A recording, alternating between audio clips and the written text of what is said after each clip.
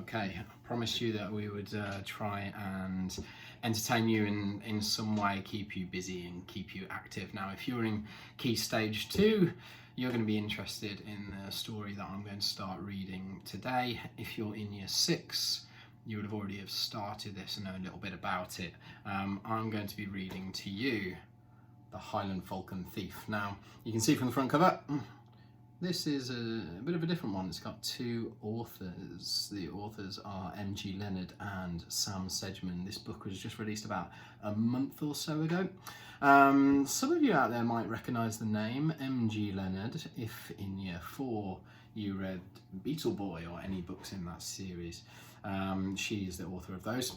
This is an absolutely fab book. I'm going to read the blurb to you now, see if it gets you interested. It is a mystery, so throughout the book you'll be asking questions and wondering about what's happening and what's going on. It's a mystery with a young boy who is going on the final journey of a steam train. We chose this book because Year 6 were doing the Industrial Revolution as their topic, and the Industrial Revolution was when the steam engine was created and therefore steam trains began to roam their way around our country. Let's hit it with a blurb and see if it can interest you. All right. All aboard! You're holding a ticket to an incredible new mystery adventure. Harrison Beck and his uncle Nat are enjoying the final journey of the Highland Falcon, Britain's most famous steam train. But when a precious jewel goes missing, Harrison and his new friend Lenny find themselves at the centre of the investigation. Can they solve the mystery and catch the culprit before they reach the end of the line? Pretty gripping.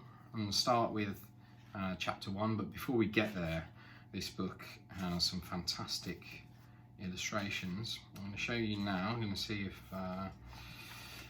I can manage to edit this video and put this as a full screen image for you to have a look at. But if I bring that a little bit closer, you can see the full train line.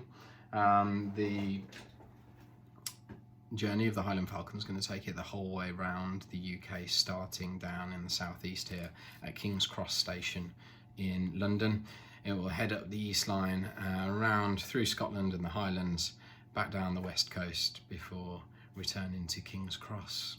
So somewhere along that journey, a very precious jewel is going to be taken, and Harrison has the job of getting it back.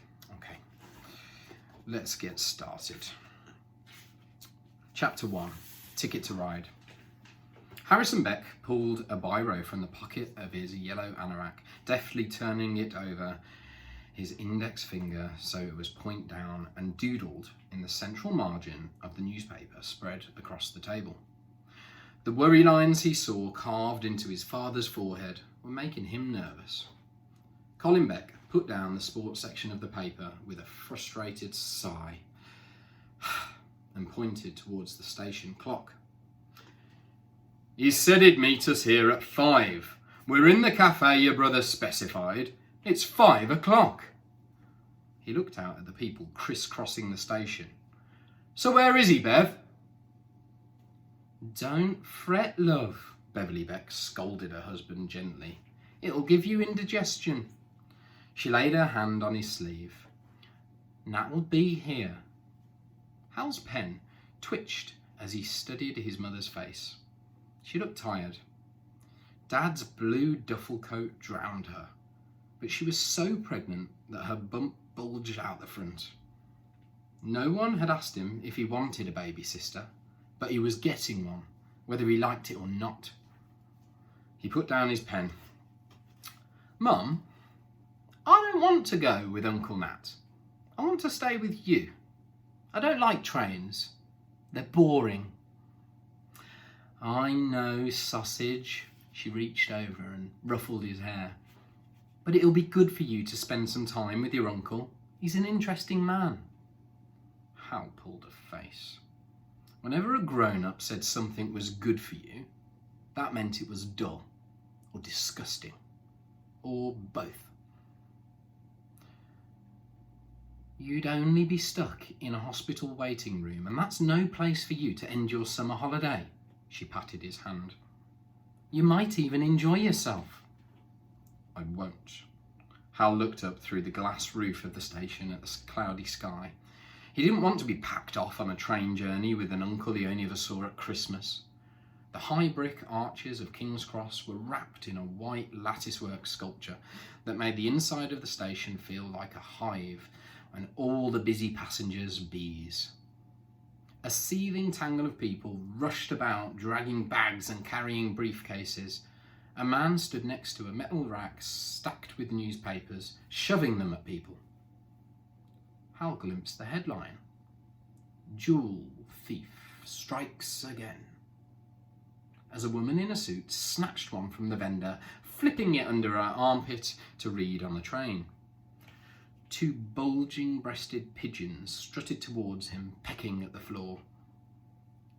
Colin Beck kicked out his leg. Get away, he grunted. Vermin. Hal frowned at his dad, tearing the crust from his half-eaten sandwich and ducking under the table to toss it to the startled-eyed birds. The pigeons grabbed the finger of bread and began a tug-of-war.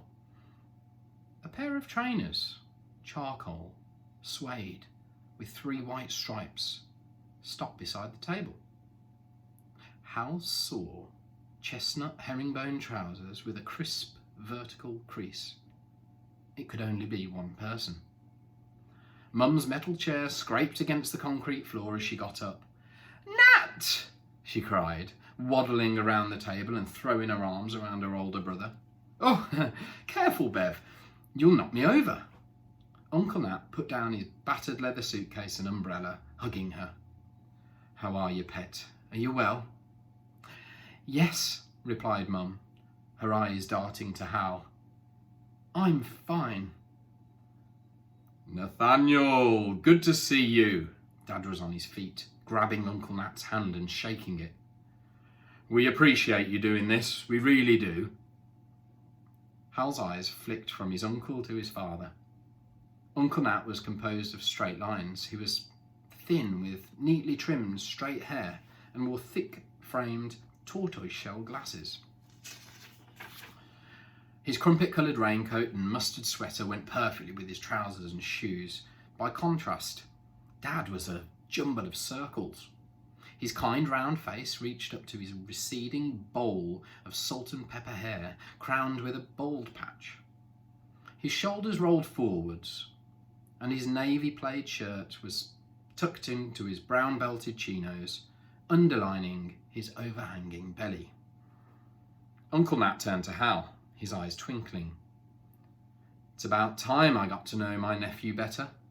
He offered Hal his hand. You've grown up since Christmas, Harrison.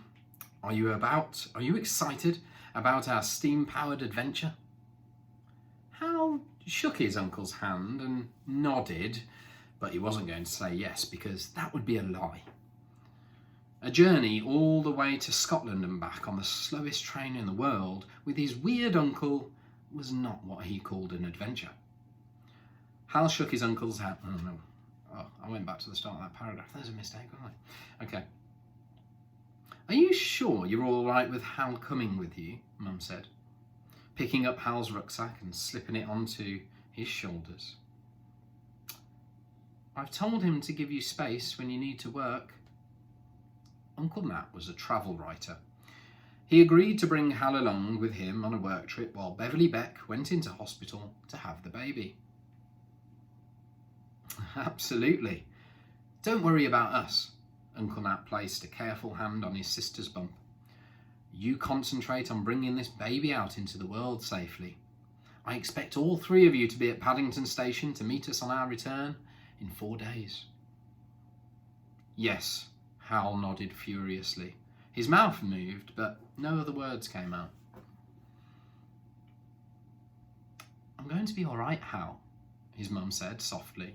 She bent down, putting her hand to his cheek. You mustn't worry.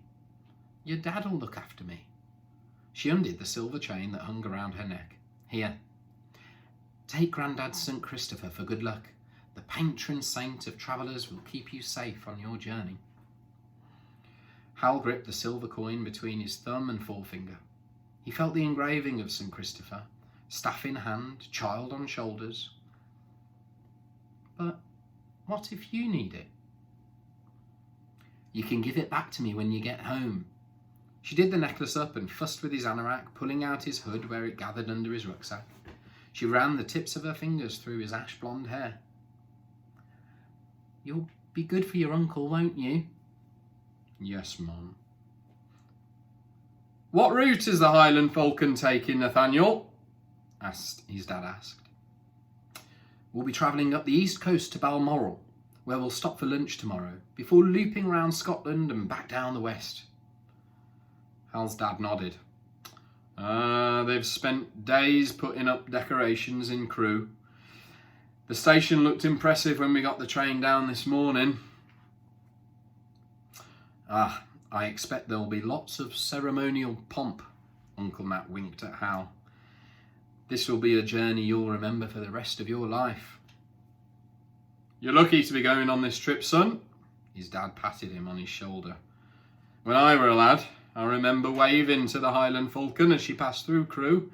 She's a lovely looking locomotive. I'm going to miss you, Hal's mum hugged him. Do as your uncle says and we'll see you in 4 days. We're going to have fun. Uncle Nat picked up his suitcase, hooked his umbrella over his arm and took hold of Hal's hand. Right, we've got to get a move on. We don't want to miss our train. Hal struggled to speak. He hadn't said goodbye properly. His parents drew back, waving and smiling as Uncle Nat pulled him across the concourse. He saw his father put a protective arm around his mother. They turned and walked into the crowd. And just like that, they were gone. You're going to need your ticket. Uncle Nat let go of Hal and reached into the pocket of his raincoat. Scanning the crowd for a glimpse of his parents, Hal only saw the blank faces of strangers. His insides felt hollow. Uncle Nat pressed a white rectangle into his hand. Are you ready, Harrison? His voice was soft like Hal's mum's. Hal glanced over his shoulder, then looked up at his uncle and nodded. I'm ready. A crowd of people were gathering by the platform entrance, jostling for position.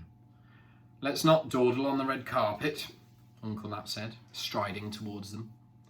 We'll leave the stage for those who like the spotlight. Looking down at his yellow anorak and faded blue jeans, Hal felt a jolt of panic. He wasn't wearing the right clothes for walking on a red carpet. Tickets, please, a uniformed guard had said. Hal held out his white card with his name on it. Cameras flashed and the guard smiled. Welcome, Harrison Beck, to the final journey of the Highland Falcon.